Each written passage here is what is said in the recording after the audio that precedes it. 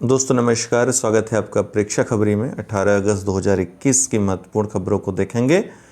अगर कोई क्वेरी हो आपको किसी भी परीक्षा से रिलेटेड, कोई कोर्स ज्वाइन करना हो, पेड कोर्स, तो नीचे व्हाट्सअप नंबर दिया है, संपर्क करके जुड़ सकते हैं।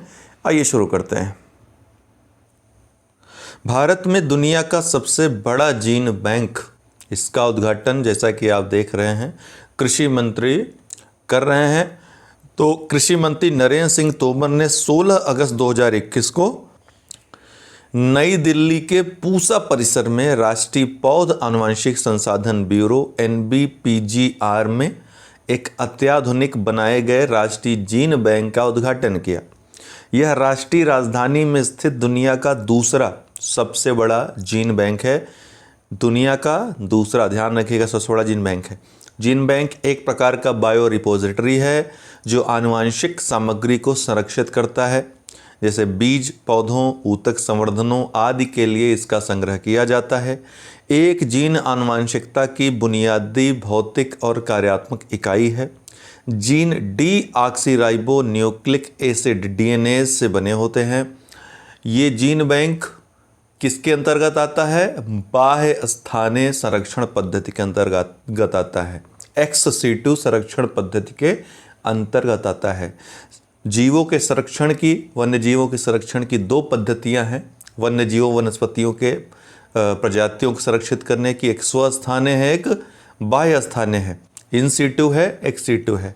तो जीन बैंक एक्स सीटू पद्धति में आते हैं।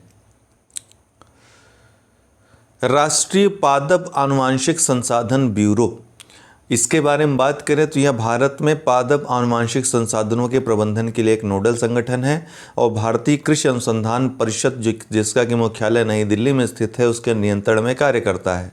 यह अपने राष्ट्रीय जीन बैंक में दीर्घकालिक संरक्षण अर्थात -20 डिग्री सेल्सियस पर संरक्षण करने के लिए बीज जर्म प्लाज्म का संरक्षण कर रहा है। यह स्वदेशी और विदेशी पौधों के आनुवंशिक संसाधनों के अन्वेषण और संग्रह की योजना, आयोजन, संचालन और समन्वय करता है। इसका मुख्यालय नई दिल्ली में है और इसके 10 क्षेत्रीय स्टेशन भी कार्यरत हैं।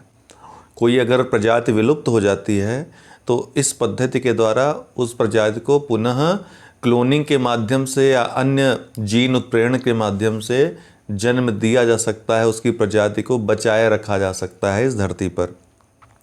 वृक्षारोपण अभियान 2021, तो कोयला मंत्रालय का वृक्षारोपण अभियान, ध्यान रखिएगा, 19 अगस्त 2021 को शुरू किया जाएगा। इसे आज़ादी का अमृत महोत्सव के हिस्से के रूप में लॉन्च किया जाएगा।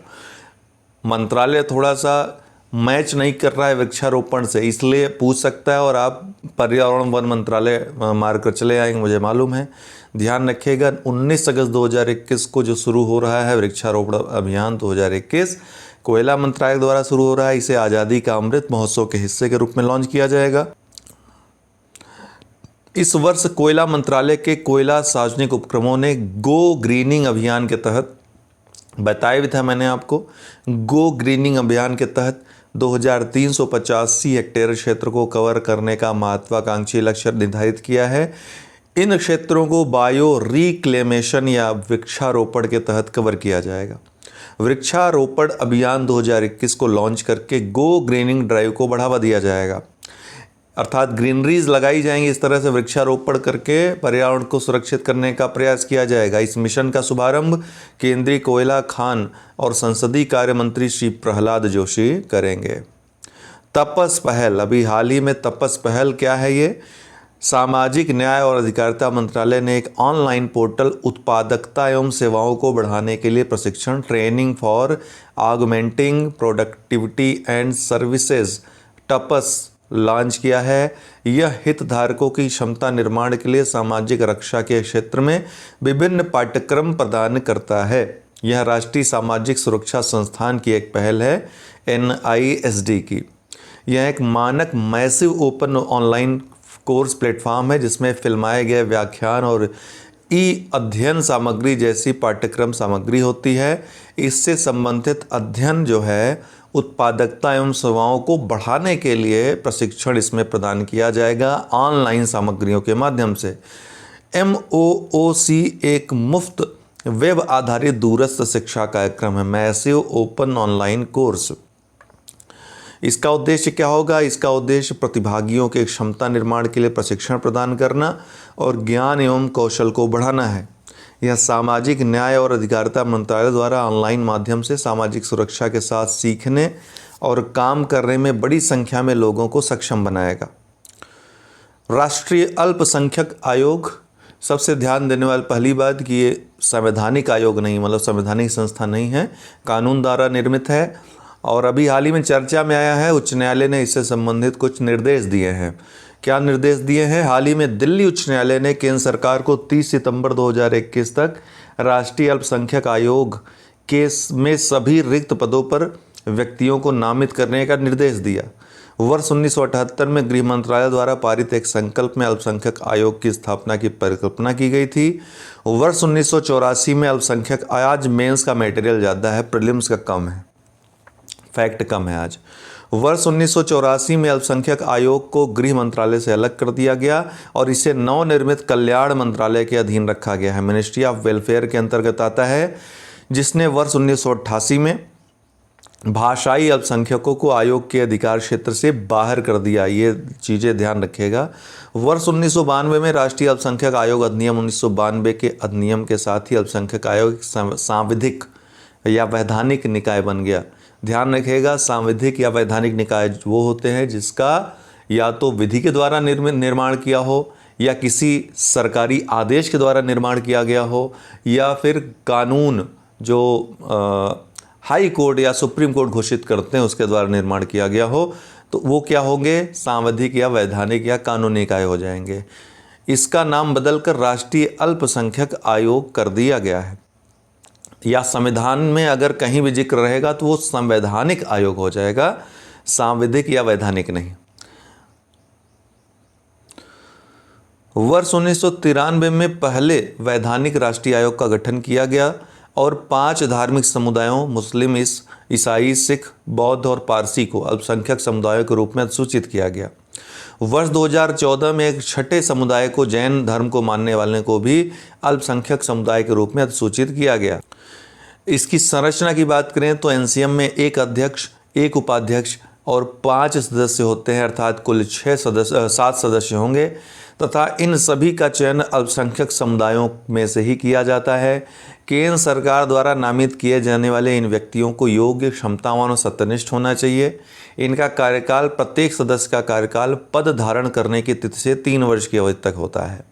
इनके कार्य की बात करें तो संविधान में संसद तथा राज्य विधानसभाओं द्वारा अधिनियमित कानूनों में अल्पसंख्यकों के लिए सुरक्षा उपायों के कार्यान्वयन की निगरानी करना। कोई भी कार्यक्रम है, कोई योजना है, अल्पसंख्यकों तक पहुंच पा रही कि नहीं पहुंच पा रही, क्योंकि आप देखेंगे मुस्लिम, विशेषकर मुस्लिम समुदाय में तो बहुत पिछड़ापन है। उनकी जनसंख्या भी ज़्यादा है लेकिन पिछड़ापन भी ज़्यादा है, तो उन तक सब तक पहुंच पा रही सुविधाएं कि नहीं, ये देखना काम है। आयोग अल्पसंख्यकों के कल्याण के लिए प्रधानमंत्री का 15 सूत्री कार्यक्रम लागू करने और अल्पसंख्यक समुदायों के लिए कार्यक्रमों के क्रियान्वयन को सुनिश्चित करता है।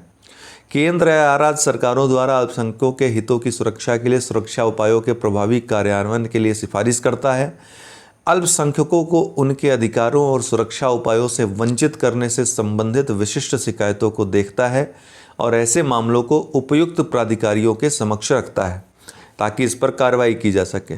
सांप्रदायिक संघर्ष या दंगा है तो उनके मामलों की भी जांच करता है।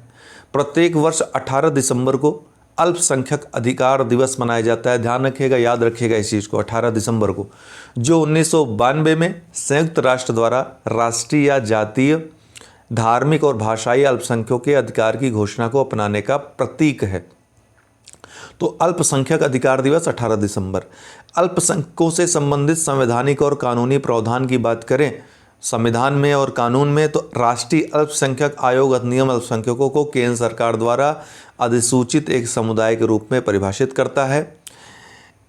राष्ट्रीय अल्पसंख्यक शिक्षा संस्थान अधिनियम 2004 की बात करें तो यह अधिनियम सरकार द्वारा अधिसूचित 6 धार्मिक समुदायों के आधार पर शैक्षणिक संस्थानों को अल्पसंख्यक शैक्षणिक संस्थान का दर्जा प्रदान करता है। भारतीय संविधान में अल्पसंख्यक शब्द को परिभाषित तो नहीं किया गया है। इसके स्थान पर धार्मिक और भाषाई अल्पसंख्यकों को मान्यता देने की बात कही गई है, लेकिन अल्पसंख्यक होंगे कौन, इसको परिभाषित नहीं किया गया है। अनुच्छेद 350 बी की बात करें तो मूल रूप से भारत के संविधान में भाषाई अल्पसंख्यकों के लिए विशेष अधिकारों के संबंध में कोई प्रावधान नहीं किया गया था। इसे 7वें संवैधानिक संशोधन अधिनियम 1956 द्वारा संविधान के अनुच्छेद 350 बी के रूप में जोड़ा गया। यह भारत के राष्ट्रपति द्वारा भाषाई अल्पसंख्यकों के लिए एक विशेष अधिकारी की नियुक्ति का प्रावधान करता है। ये डायरेक्ट प्रश्न आता है, ध्यान रखिएगा। आज के लिए इतना ही था, कोई फैक्ट विशेष था नहीं आज करंट अफेयर्स का, तो इसलिए हमने कहा कि चलो मेंस का ही टॉपिक चर्चा कर देते हैं आज जो है। तो चलिए आज के लिए इतना ही, बहुत बहुत धन्यवाद। कोई क्वेरी हो, कुछ भी हो तो डिस्क्रिप्शन बॉक्स में ग्रुप्स का लिंक दिया हुआ है। टेलीग्राम जो ग्रुप है हमारा उत्कर्ष द्विवेदी के नाम से, आप लोग ज्वाइन कर सकते हैं, पब्लिक है। अब हमने उसको मैसेज के लिए भी ऑन कर दिया, आप लोग मैसेज भी कर सकते हैं, लेकिन फालतू मैसेज मत करिएगा, गंभीरता से केवल गंभीर विषय ही उसमें उठाइएगा, ठीक है। कोई भी प्रश्न मत कर दीजिएगा, प्रश्न तो बहुत सारे होते हैं, गंभीर प्रश्न। अगर कोई ऐसी क्वेरी होगी जो आप व्यक्तिगत रूप से पूछना चाहते हैं तो व्हाट्सएप नंबर हमने दिया ही है शुरू में, उस पर कर सकते हैं, ठीक है। बहुत बहुत धन्यवाद।